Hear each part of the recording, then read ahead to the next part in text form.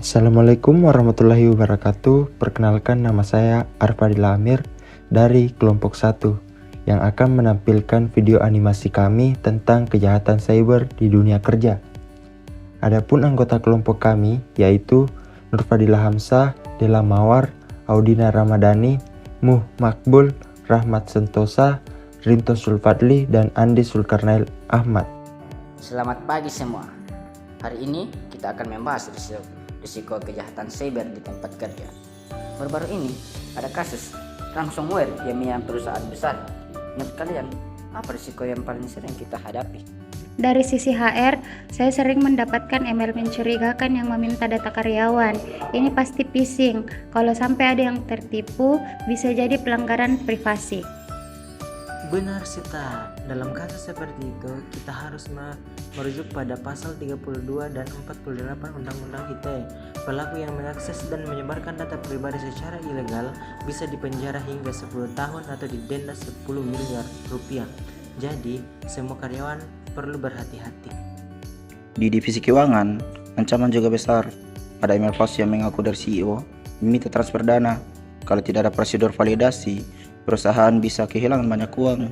Itu termasuk kategori penipuan elektronik Raka, pasal 28 ayat 1 dan pasal 45 ayat 2 Undang-Undang ITE yang berlaku. Pelaku bisa dipenjara hingga 6 tahun dan didenda maksimal 1 miliar rupiah. Divisi administrasi juga berisiko. Kami sering mengunduh dokumen dari vendor. Bagaimana memastikan file itu aman sebelum dibuka? Langkah pertama adalah selalu memeriksa sumber file. Gunakan antivirus yang diperbarui secara berkala. Jangan klik link yang mencurigakan. Jika ragu, kirim file ke IT untuk diperiksa lebih lanjut. Kita juga perlu menjaga data karyawan agar tidak bocor. Doni, apa pasal yang mengatur soal ini? Dalam pengelolaan data pribadi diatur dalam pasal 26 Undang-Undang ITE, jika terjadi kebocoran, perusahaan dapat dikenai tanggung jawab hukum. Pihak yang membocorkan data tanpa izin juga bisa dipenjara maksimal 10 tahun dan didenda hingga 10 miliar rupiah berdasarkan pasal 48 ayat 2. Bagaimana dengan transfer uang? Ada cara khusus untuk melindungi transaksi? Ya, gunakan token atau autentikasi 2 faktor untuk setiap transaksi. Hindari jaringan wifi publik. Ini untuk meminimalkan risiko serangan seperti man in the middle atau sniffing.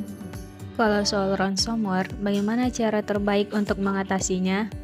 Selalu backup data secara rutin. Jangan pernah membayar tebusan karena itu malah mendorong pelaku untuk terus melakukan kejahatan. Pasal 33 UU ITE mengatur bahwa pihak yang dengan sengaja mengganggu sistem elektronik dapat dipenjara hingga 10 tahun atau didenda 10 miliar rupiah. Kita perlu mengedukasi karyawan agar lebih sadar, bisa mulai dari simulasi phishing atau kampanye internal tentang keamanan cyber. Benar sekali, itu ide bagus. Ingat, keamanan cyber adalah tanggung jawab bersama. Jika semua orang peduli, risiko kejahatan cyber bisa diminimalkan. Setuju. Dengan kolaborasi dan edukasi, kita bisa menciptakan lingkungan kerja yang lebih aman. Terima kasih atas informasinya. Saya jadi lebih sadar betapa pentingnya peran kita semua dalam melawan kejahatan siber. Adapun pasal dan hukuman yang dibahas. Yang pertama, phishing dan penipuan elektronik. Pasal 28 ayat 1 dan pasal 45 ayat 2 Undang-Undang ITE. Hukumannya penjara maksimal 6 tahun atau denda maksimal 1 miliar. Yang kedua, pengaksesan dan penyebaran data tanpa hak. Pasalnya pasal 32 dan pasal 48 ayat 2 Undang-Undang ITE. Hukumannya penjara maksimal 10 tahun atau denda maksimal 10 miliar.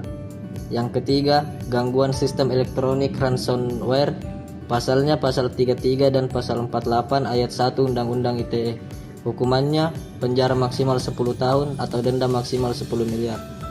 Yang keempat, kebocoran data pribadi. Pasalnya pasal 26 Undang-Undang ITE terkait perlindungan data pribadi. Hukumannya dapat dikenai tanggung jawab pidana dan denda sesuai pasal 48 ayat 2.